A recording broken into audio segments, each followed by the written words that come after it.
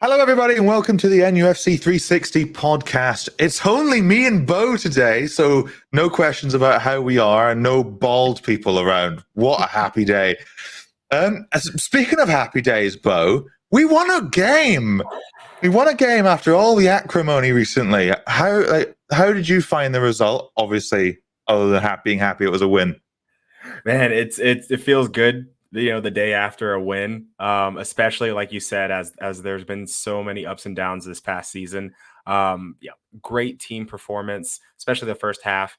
And it feels so good to have a Newcastle win and a Newcastle winning photo on the club's official profile. Hmm. Yeah, I mean, it's a first win in 4 games, first win since the Wimbledon game. And I think it's safe to say, I mean, I don't know if you'd agree, that was that the best performance we've had this season? I think it's right up there. Yeah, I do think it's right up there. I mean, I think you'd naturally, just because of who we were playing, you'd put the City result there. But in terms of style and, what we all wanted to see, I mean, every journalist who covers us came out after the game, Craig Hope, Keith Downey, they all were saying, this is exactly what the fans were asking for. We had the pressing back, the intensity was there from the off. I mean, I think everyone saw it when watching it live. You don't really see it in the highlights, but especially in the ground, the tackle, just to give away a throw-in from Anthony Gordon right at the start, really set the tone for the game. The crowd were really in it. It's the best I've heard St. James's in a while. It's the best they've been since last season.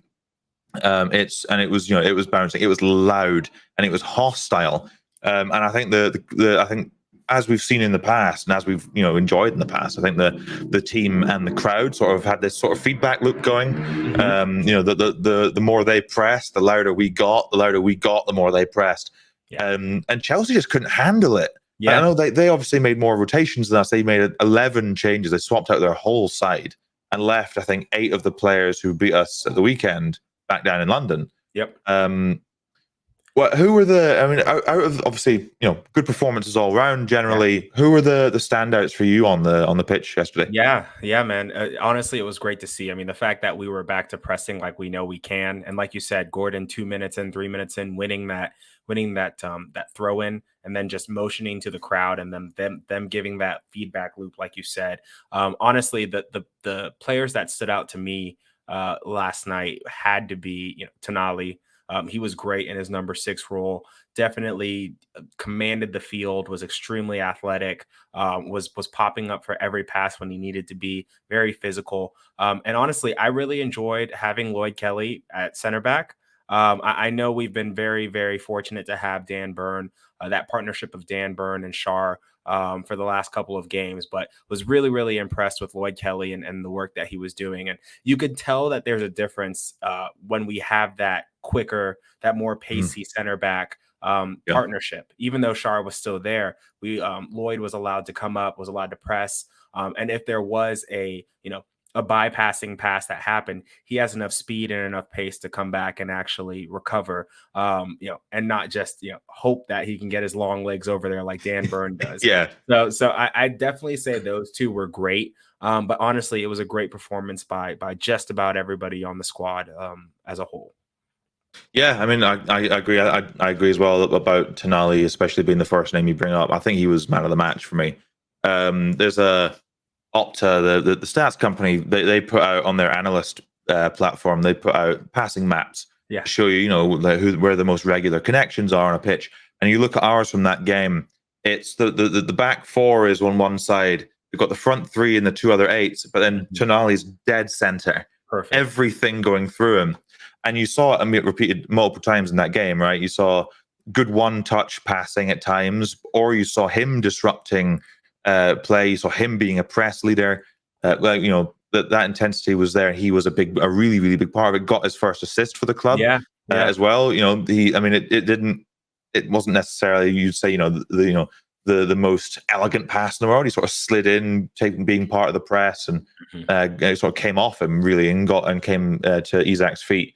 I'd highlight, pretty much everyone. Crafu, Emil Kraft was excellent. I think he showed exactly what he always does, which is being a really reliable player who he's just a warrior. He was at times, depending on the game state, depending on who was on the pitch, you saw him playing right back. You saw him tucking in as a right-sided centre back when we shifted to a back five late on in the game. I think he was really, really good. I think Lewis Hall was excellent. He was. I think he was the only other person I would have said was arguably man of the match for me. Against his old team, he made some really interesting, really cool runs. Really good runs from deep, from his left back spot into midfield, and sort of made underlapping runs past Joelinton that were really, really good. I thought Willock had a good game. I think really realistically, I think it's only, if I'm nitpicking, I think Cher was a bit off. And some people have said that Nick Pope had a good game. He saved a lot of most of the shots he faced. Not many were particularly dangerous. But he had some issues doing this. He couldn't really catch the ball much, and that was giving me some anxiety. But yeah, I mean, we can wax lyrical about all of the players on the pitch. I think the thing that really stood out for me, other than individual performances from the starters, at least we'll get on to some of the subs in a minute, or one in particular, was some of the tactical tweaks or changes that we saw in the game. The shape, the same as always. But I mean, as you mentioned, Tonali being in that deeper role, that 6 role, really suited him. Being the guy who can sort of sit a bit deeper, not have to be as progressive, which he can do it, but Bruno's better at it. Exactly. And it's not a position he's necessarily the most familiar with. I think he did brilliantly in that 6 role. He did well enough that after the game, pretty much everybody sort of agrees, I think, that he has to stay there. You can't not put him there in every game he starts now going forward. He was so good there against Chelsea. We saw a return of the dovetailing of Joelinton and Joe Willock that we saw a lot in the 4th place season. It did relegate Gordon out to the right. I think Gordon was decent. I think he had a pretty good game. He wasn't his scintillating best, but he sort of, by his own words, hasn't been the fittest coming back from the summer break, so you're still waiting for him to get into form. But I think Joe Willock and Joelinton together dovetailed really well. I really liked the way we were using Joelinton as well. Went from left wing, he went to right wing to help double up on Mykhailo Mudryk when he started causing some problems. He left wing, right wing, and then finished the game pretty much at right wing back at times before Tino came on. The other guy, out of the subs that came on, I mean, we saw, obviously, Tino came on. We shifted Kelly out to the left, and Byrne came on. Will Osula, in his first real batch of minutes in a Newcastle shirt in a competitive game, I think he looked quite good. What did you make of his half hour on the pitch? I completely agree. I mean, he was full of energy. He was popping up everywhere. It's one of those things where within the first couple of minutes, when you see a new striker or center forward come on, how much are they willing to press? How much are they willing to actually attack the center backs and see if they can make some havoc? And he did a great job. I mean, it's nice to see somebody else get up top and give a damn. Somebody who's going to go up there, wants to fight for every ball. I mean, you and I both saw it. I think there was one time when I want to say it was Tino had the ball going up the right side. And Will, instead of passing or laying it off to Osula, I think he goes central, or I think there might have been somebody else coming on the left side, and he decides to, pass it there, mispasses it. And you see it immediately. Osula's like yelling for the ball, like, hey, he passed it to Joelinton. And then, he showed that, I get what you're saying as well. I agree. Like showing that hunger to get the ball, that selfishness that you want from a striker. Exactly. At that age as well, he's not played too many games. And he's coming into a pressurized environment in a knockout game against big opposition, regardless of their rotation. I think it showed really good confidence. I think as well, you're saying he's energetic and showing his quickness. I think he was really willing to throw his weight around as well, which despite his height, Isak's not very robust. Yes. And I think Osula, he won a couple headers. He was really willing to press. He looked hungry. He's still raw. He needs to work out some of the aspects of his game. Like he wasn't making the best runs at times, but I think that could be leveled at some of a few of the players. Like at times you'd see a fast break go, and Joelinton and Joe Willock would be running side by side basically, Yeah, and yeah. no one's making curving runs or no one's angling their movement to sort of open themselves up. I did think until we started making subs about the hour mark, I did think we started to get a bit sluggish in the second half. Clearly, I think clearly, I think partly the structure in the game sort of reflected it, and the subs reflected how much the pressing really does take out of the team. Yeah. Particularly towards the end of the first half, you saw Isak start to get a bit. In the stadium, I was saying he was getting a bit bored, or maybe wasn't pushing himself enough. For my money, he definitely does have those moments. He does when he doesn't have. I think now that Willow Sula's going to hopefully start getting minutes, he has that extra impetus. But there were moments when we were pressing up the pitch, and he was just a bit slow. He wasn't really going for it, and they managed to pass through us a couple of times. It wasn't much. It's a really small nitpick, and overall, it's not enough to spoil what was a really good day. Some of the other stuff that I noticed, well, that mentioning the change of shape, I think overall it's on a slight tangent. I think Eddie Howe, at least for one game, we have yet to see if it continues, which is a really good important caveat. We don't know if this is a one-off or if this is going to be a regular thing that we see again. But I felt like at least for this one game, Eddie Howe responded to a lot of the critics recently, including us, including me particularly. He was willing to change, particularly mid-game. He changed the shape. We started, he was dropping particular favorites of his. Normally, Dan Burn plays every game. We agree. I think we agreed on Kelly having a really good game. I think Kelly should start from now on. At least give him a good run in the team until he stops performing, and bring Burn back in. But I think what we also saw was, we saw new patterns of play as well. The one that we started seeing, I think that I noticed quite a lot, was when the ball went out to the fullbacks, particularly to Hall, but also you saw it from Kraft. The winger would come up, they would come deep a lot. Like Gordon had sometimes when he was trying to run deep and run behind and get a long ball, but a lot of the time the wingers were coming deep to get the ball, but at the same time the 8 corresponding to them was making a surging run in behind, and it was really confusing at times. Cucurella and who was it? Was it Disasi on the right hand side for Chelsea? Which is odd. I always thought he was a center back, so seeing him at right back was a bit odd. Yeah, they sort of played with a back 3 in possession, right? I mean, Cucurella was popping up as a 10 half the time in that game. Okay, that's what I thought. Sort of like how we play half the time when Burn was playing. It was usually plays left back and whatnot. But yeah, the new pattern of play with the players in the wings, the wingers coming deep at the 8s, making surging runs, it was causing some problems. Because you were stretching this back 3. Suddenly, Isak's finding a little bit of space, and I think it really started to help us. It really, really started to help us, and you really saw him, sort of Isak and the wingers, and everyone sort of come alive from it. Going on, talking about carrying this on into future games, we have Arsenal coming up.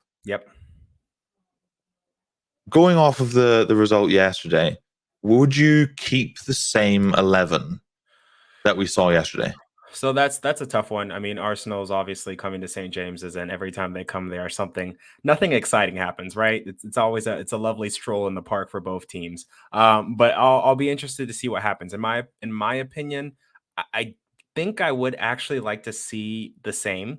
Keep Lloyd Kelly in there at center back. I would like to give Emil Kraft a bit of time, and then let Tino come on a little bit after with a little bit more burst of energy and pace. The only person I would consider, and I feel like he would be hard done by getting out of the team, would be Longstaff.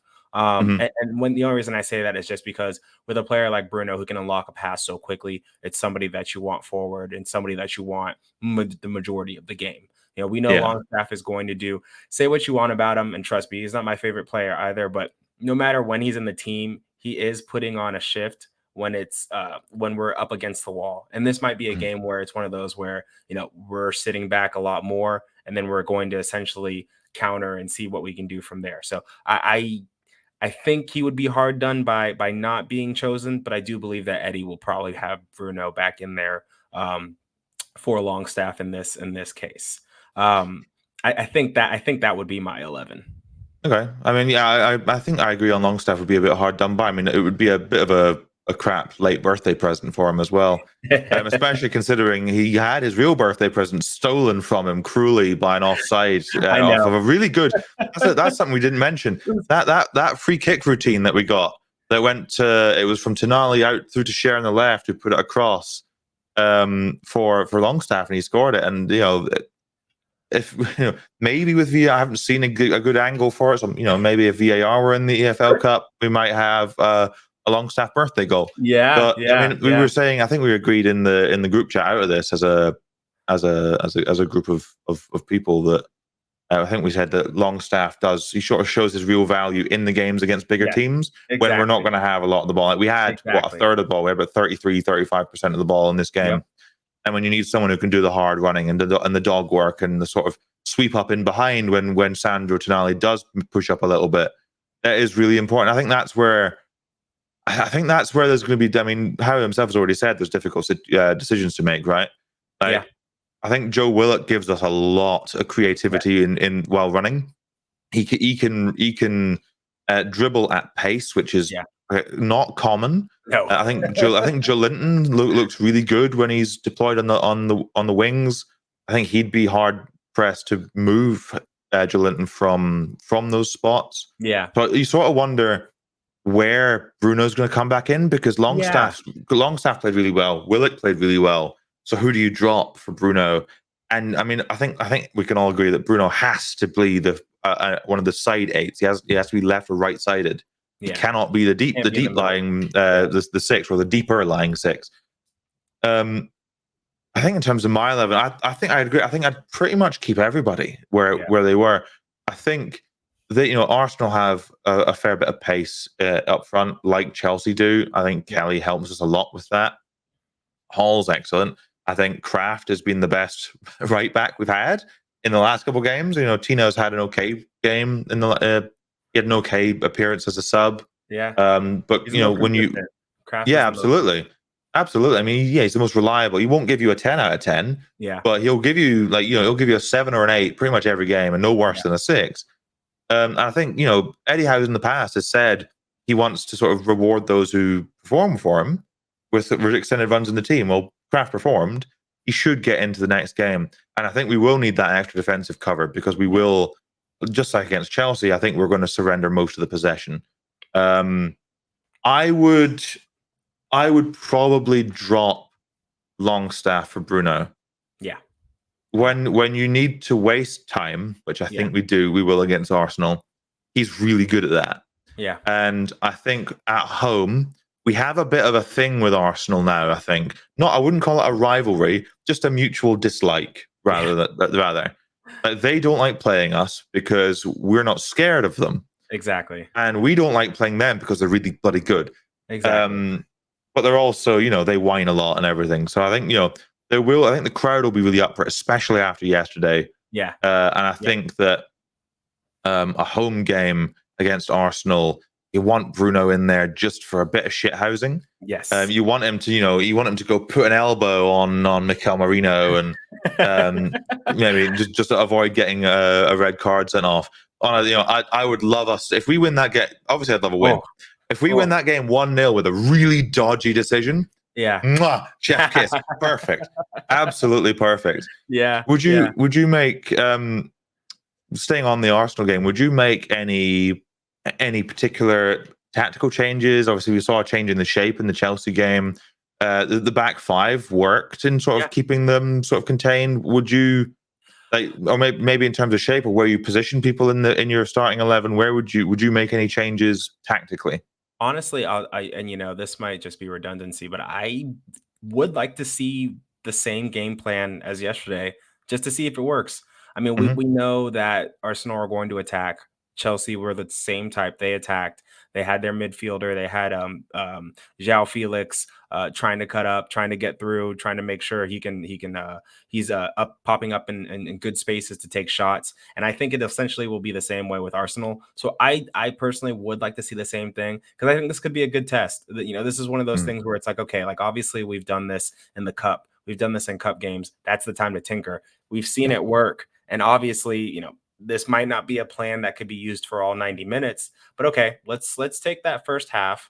let's play compact. Let's press when we need to. Let's see if we can shithouse a little bit. And then in the second half, if we can keep it 0-0 or if we can keep it 1-1, let's come back that second half, and then we can play a bit more expansive and get become a little bit more courageous.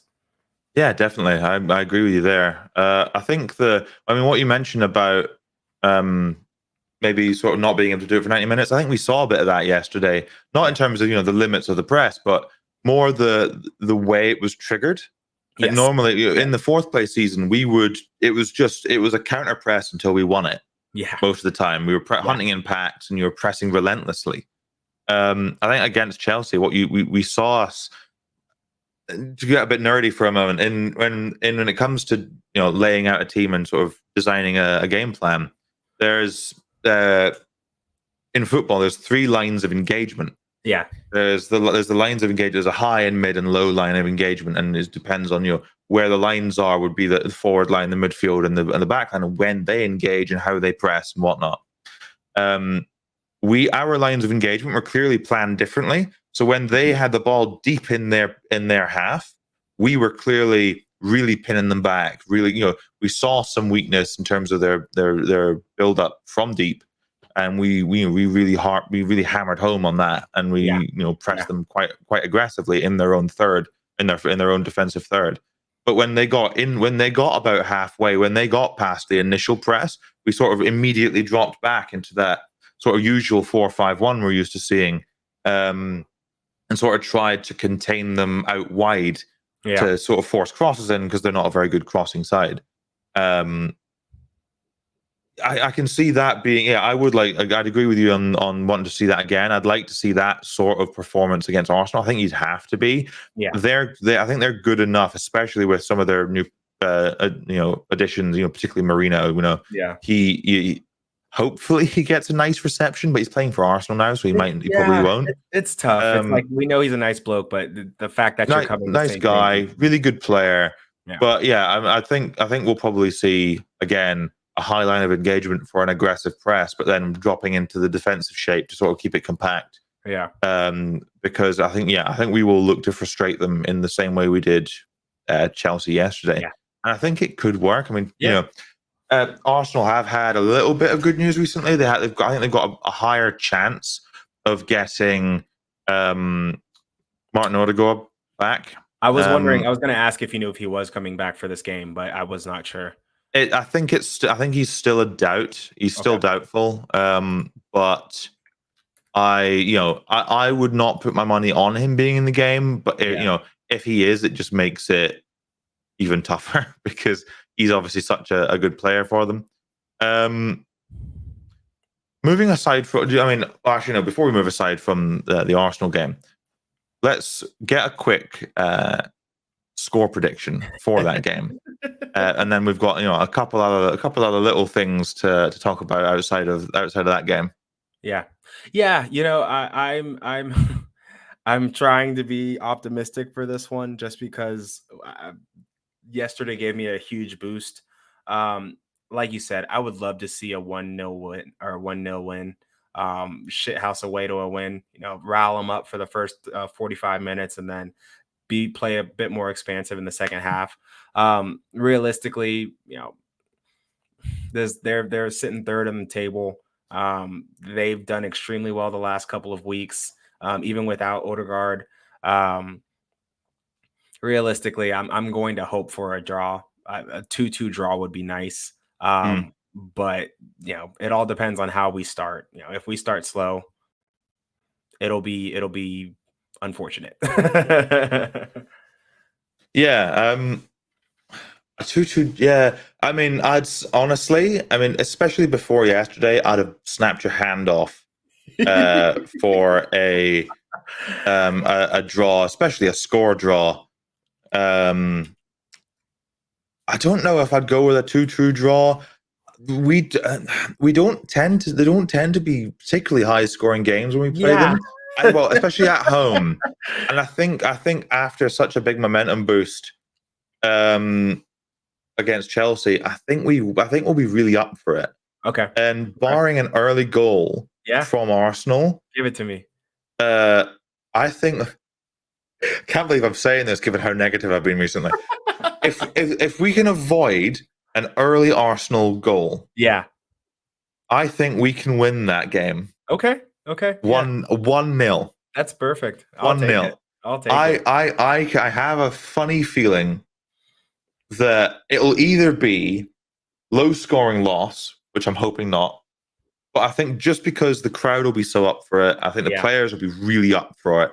I hope if Howe rewards the players who performed well yesterday with another start on Saturday, I think they'll be up for it. Yeah. You know, I think Arsenal clearly don't relish coming here. No. You know, remember how much they were celebrating and how much they time wasted last time they won up here. Yeah. Was mental. But yeah, I'm gonna go. I'll be optimistic for once. I love I'm it. gonna go 1-0. I'm gonna go 1-0. I love it. Statman Steve with the 1-0 win. Yeah, I mean, I don't have enough expected goals data at hand, given the website I use is down at the moment. So I can't pretend to be a computer and look off to my side screen for my stats. But before we go, there is one other little sort of positive little bit of news for Newcastle United. Well, a couple brief things that I'll touch before we outro. The Lasses are playing at St James's Park in a couple of weeks' time, playing Southampton. So that'll be good. So I'm going to that game, and obviously it'd be really, really, really weird if you were also at that game, Bo, given that you're in Florida. I might have to make a trip. You might have to evacuate the US after Tuesday. The other little thing that we saw recently was a little bit of news. I think we reportedly beat Bayern Munich and Juventus and a clutch of other Premier League clubs for the signing of Georgian youngster now Vaktan Salia, who plays for Dinamo Tbilisi. What a name. Apparently, in a recent article by Mark Douglas, you can watch his interview on the NUFC360 podcast episode prior to this one. We have apparently allocated the biggest ever budget by Newcastle United to sign young players. Okay. Which is, I find it really exciting. I'm a real nerd for like under 21 football, and I watch the youth teams a lot, and I watch a lot of youth national team games and whatnot. So this kid looks really good. I think he looks really, really good.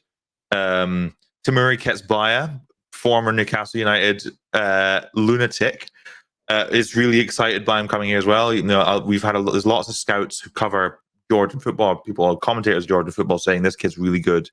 And if we beat a team like Bayern to him, because Germany would be a natural place for a kid like that to go to develop. I think it's a good sign, especially it'll be one of Paul Mitchell's first signings or continuing the youth policy. Yeah. But yeah, just it's an extra another little chip of positivity in the bucket before we all come back on the next episode after we get humped by Arsenal and we're all crying on screen. But other than that, Bo, it's been a slightly brief conversation given it's only been us today. Yeah. But thank you for joining me and tolerating me being the host for once. And thank you everyone for watching. If you like the video, please like, comment, and subscribe. Let us know in the comments below your score prediction for the Arsenal game and if you'd make any changes to the starting 11. And other than that, see you next time.